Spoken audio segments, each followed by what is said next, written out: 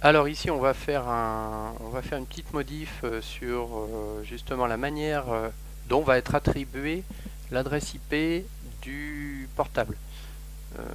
En fait, il faut savoir que sur un réseau Wi-Fi, généralement, l'adresse du portable, vous n'avez rien à faire, vous n'avez pas à la configurer en statique, elle doit être attribuée de manière dynamique par le routeur. Et le routeur jouera alors le rôle de ce qu'on appelle un serveur DHCP. Donc ici, je vais vous montrer comment on fait. Donc dans l'interface wireless, je vais, au lieu de déclarer une IP en statique, je vais la déclarer en dynamique. Donc je choisis de faire appel à un serveur DHCP pour cela.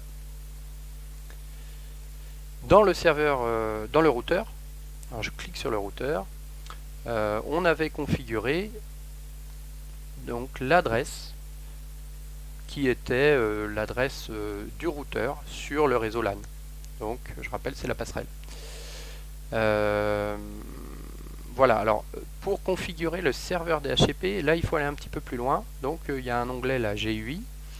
Et ici, en fait, on a une configuration un peu plus poussée. C'est-à-dire que là, je le vois, je vais activer, alors c'était déjà activé d'ailleurs, hein, mais comme j'avais mis mon IP au niveau de mon portable en statique, eh bien ça n'a pas été utilisé. Mais ici, j'ai un serveur DHCP qui est activé et je vois qu'il y a une plage d'adresses de 192.168.10.100 jusqu'à 149, puisqu'il y a 50 nombres d'utilisateurs, 50 utilisateurs max qui peuvent se connecter, donc 50 postes max, hein. Et là je vois bien cette plage d'adresses qui est dans ce qu'on appelle le pool, c'est-à-dire que c'est dans le pool la piscine, donc on a un lot d'adresses qui sont attribuables comme ça de manière dynamique, et le serveur DHCP va les attribuer au fil du temps. Donc voilà, mon serveur DHCP est activé, et maintenant si je vais sur je peux fermer, et si je vais sur la station, en fait je m'aperçois que une adresse, alors ici voilà, 192.168.10.101 a été attribuée au poste connecté en Wi-Fi de manière en fait dynamique. Donc c'est plus moi qui choisis l'adresse qui est utilisée. Et alors un des problèmes de cette configuration là, c'est que un poste distant ne connaîtra pas l'adresse IP de la machine en question. Donc si vous avez besoin de vous connecter d'une manière ou d'une autre sur ce poste, il vaut mieux lui affecter une adresse statique. Généralement c'est ce qu'on fait quand on a un serveur qui délivre des données particulières. Donc dans le LAN on lui affecte une adresse en statique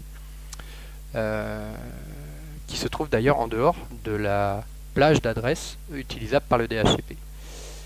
Donc ici je peux tester, hein, je vais faire un ping, pareil, hein, alors je vais me mettre en simulation, comme ça on verra bien, entre donc ce ping, la machine qui est là par exemple, et puis mon portable sur le réseau. Et donc ici, je vais jouer le scénario, donc je vois bien que les informations transitent bien jusqu'au routeur, le routeur rebalance les informations sur le réseau Wi-Fi, et puis finalement le destinataire retourne un écho qui va être à nouveau envoyé vers le portable.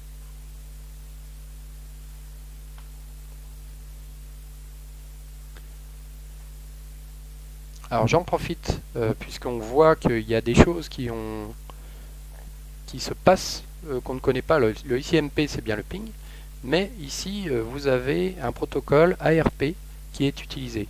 Alors ce protocole ARP, il va être utilisé en fait, pourquoi? C'est parce que quand une machine fait un ping, elle a besoin, donc on lui donne l'adresse IP de la machine qu'on veut pinguer. Mais en fait, les trames sur le réseau sont constituées donc avec l'adresse MAC.